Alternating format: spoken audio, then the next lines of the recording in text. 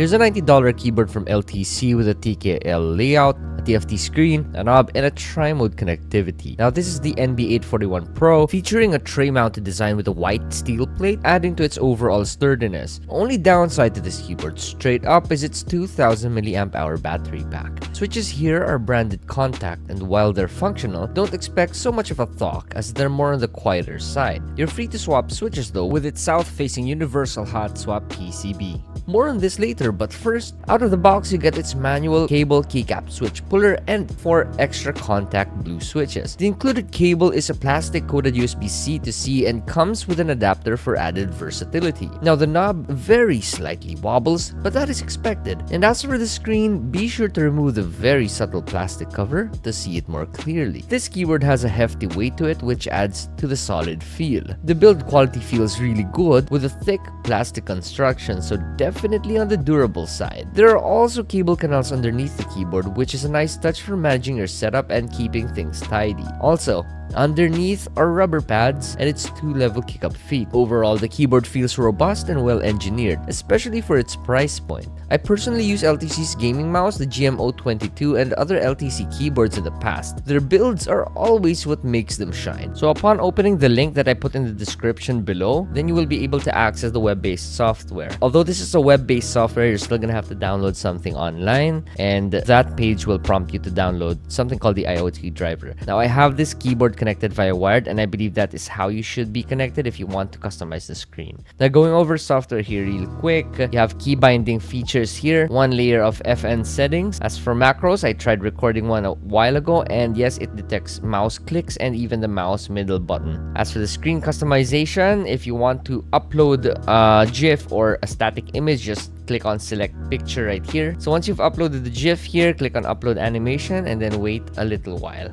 So all good there. Here you can customize lighting as well. You have all the lighting modes right here. Speed brightness, you have an option for RGB here and an option to choose a static color over here. Now you have the option to upload your lighting, some animations that you have, some key bindings, and also some macros along with other LTC keyboard users. Here you can log into LTC's cloud so that you could save your configurations and upload that or import that, export it to another keyboard. Now there are other settings right here that are pretty much self-explanatory, so let's move on. Now this is offered in 2 colorways, a green and blue version that comes in a sleek tri-color design with branding located in the lower left corner. Housing has the standard ABS, slight rough texture with a bit of gloss in it. For functionality, the backlight controls are integrated into the arrow keys, making adjustments easy on the fly. Brightness controls, however, are assigned to F5 and F6, so you can tweak lighting to your preference. A handy feature here is the ability to check battery levels by pressing function key and backspace. Definitely useful for keeping tabs on power, especially in wireless mode. Keycap profile is OEM with double-shot PBT keycaps. The stabilizers here are pre-lubed and a decent amount was applied, as I don't hear much rattling with all stabilized keys. Now this may be due to the really tight stabs. Great job here, LTC. Switches on the unit I have are content blue linear switches, and yes, you heard that right, blue linears. I talked about this on my review for the NB842 and the NB981, also from LTC, but I'll just go over them real quick. So these aren't factory lubed switches and have very light scratches to them. I'm unsure what plastic was used on the switch housing, yet if I were to guess one thing, the stems are made of L.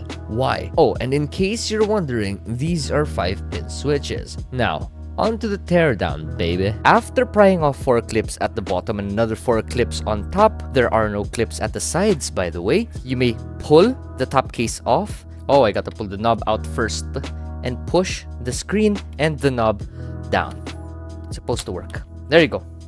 Moving on, that TFT screen is connected to the PCB, so just leave that right there. Let's lift this up to see how many cables there are. There is 1 cable only to the daughter board, and the battery somewhere around here is connected to the daughter board itself. I see the battery right there. This is a 2000 mAh battery pack. The standard for me is 4000. This only has 2000, so this is gonna last not too long, say 3 weeks without RGB. So this cable is, you can just simply pull it out. I don't see any locks, so just pull that one out. To remove that TFT screen, I believe I'm just gonna have to lift this one up. Yep, lift that one up and then you can pull that wire or cable out. Now when dealing with the board or the PCB, watch out for that power switch right there. You see that? That is very thin, and if you're not mindful and you place it on top of your desk, you risk damaging that. So let's go over the dampers here and the internals real quick. PCB is not a flex cut PCB, and upon looking at the stab positions here, I do not see any clip-in stab ports or screw-in stab ports. The positioning plate we have here is made of steel. Because it's steel, of course, it's not gonna have any flex cuts, and it's not going to flex at all. So moving on to the dampers, at the very bottom, you get a custom cut silicone damper right here at the bottom. And silicone is way heavier than e-foam. Duh. I really like having silicone as the bottom damper. It just makes a keyboard heavier and a lot more stable in your desk. Now in between the PCB and the positioning plate is a silicone damper right there. Many of the LTC keyboards that I've tried in the past have this kind of silicone sandwich damper, wherein it has an integrated switch pad also made of silicone right there. Not only does it absorb a lot of the vibrations, it's also very heavy. Matched with a steel positioning plate right here and another silicone bottom pad right here. No wonder why this keyboard packs a lot of weight. And that is the number one thing I like from LTC's keyboards. It's their builds. Now, if you have any questions, be sure to comment them down below. I do my best to read every comment and answer to every comment. Otherwise, let's move on to the acoustic test.